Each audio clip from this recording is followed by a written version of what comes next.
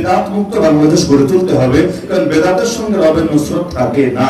বেদাতিরাও পয়সা খরচ করে, বেদাতিরাও আমল করে, বেদাতিরাও জিকির করে, বেদাতিরাও বহু কিছু করে, মসজিদ মাদ্রাসাও বানায়, কিন্তু কি হবে? বেদাতের সঙ্গে রবের নুসরত পাওয়া যাবে না, আর রবের নুসরত ছাড়া জমিনে কখনোই ঘুরে দাঁড়ানো সম্ভব না।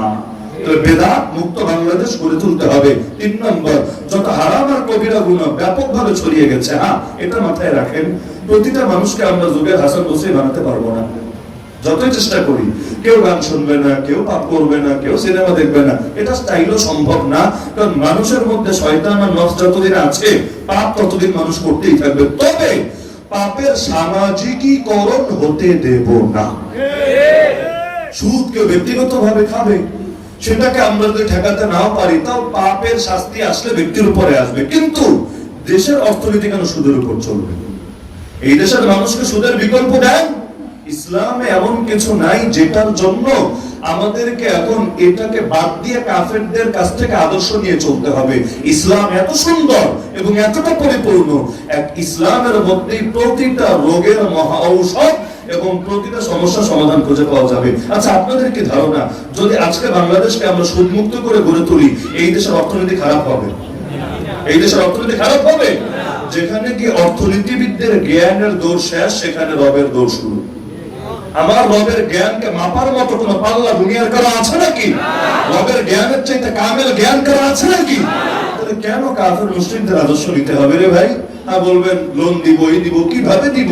এগুলোর কি ইসলামে কোনো শিক্ষা আছে? আছে। প্রয়োজনে আলাদা ফিকহি সেমিনার আয়োজন করেন, আমরা একেবারে বিস্তারিত রূপরেখা পয়েন্ট বাই পয়েন্ট দেখিয়ে দিব যে ইসলামী মেনে কিভাবে ব্যাংকিং করবেন, কিভাবে লোন দিবেন, কিভাবে দেশ চালাবেন, কিভাবে এই দেশের গরিব মানুষদেরকেও তাদেরকে স্বাবলম্বী করবেন, সবকিছু সমাধান ইসলামে আছে। মুসলমান হয়ে হাত পাতা লাগবে না কাফের মুশরিকদের কাছে, মনে থাকবে তো ইনশাআল্লাহ। এই কয়েকটা কাজ, সমস্যা তো অনেক, সব বলবো না বা বলার সুযোগও নাই।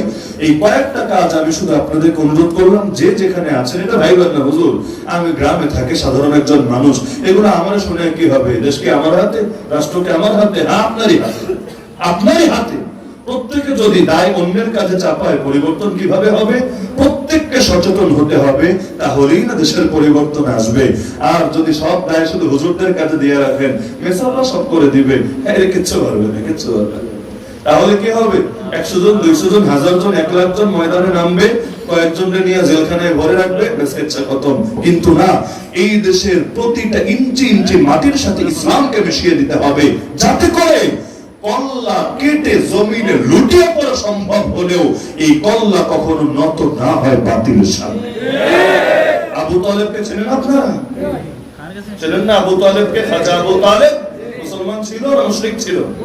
জান্নাতি হবে না জাহান্নামী হবে? এটা বলে আলোচনার ইতি টানছে। আবু তালেব একজন মুশরিক নেতা হয়ে, জাহান্নামী ব্যক্তি হয়েও যদি কুরাইশকে চ্যালেঞ্জ দিতে পারে, কুরাইশ কান খুলে শুনে নে, আমি আবু তালেব যতদিন জীবিত আছি, তোরা মুহাম্মাদের ক্ষতি করা তো দূরের কথা, মুহাম্মাদের গায়ে টাচও করতে পারবি না। যদি মুহাম্মাদের কিছু করতে হয়, হাত্তা ওয়াসাদা ফি তুরাবি দাফিনা, আগে আমাকে মারতে হবে, জমিনে আমার লাশ পড়বে, মাটির তলে আমার দাফন হবে, এরপর আমার কবরের উপর পাড়া দিয়ে যাবি, এর আগে আমি বেঁচে থাকতে মুহাম্মাদের কোনো ক্ষতি হতে দেব না। কুরাইশ নেতা হয়ে, মুশরিক হয়ে, জাহান্নামী হয়েও আবু তালেব যদি হুঙ্কার ছুটতে পারে, আমি আপনি পাপী হতে পারি, অন্তত কাফের তো না, মুশরিক তো না, নাস্তিক তো না, বেঈমান তো না, মুরতাদ তো না, আমি আপনি কেন বলতে পারি না? আরে যতদিন আমি জীবিত আছি, আমার ভেতরে প্রাণ আছে, সেই প্রাণের স্পন্দন আছে, যতদিন আমাদের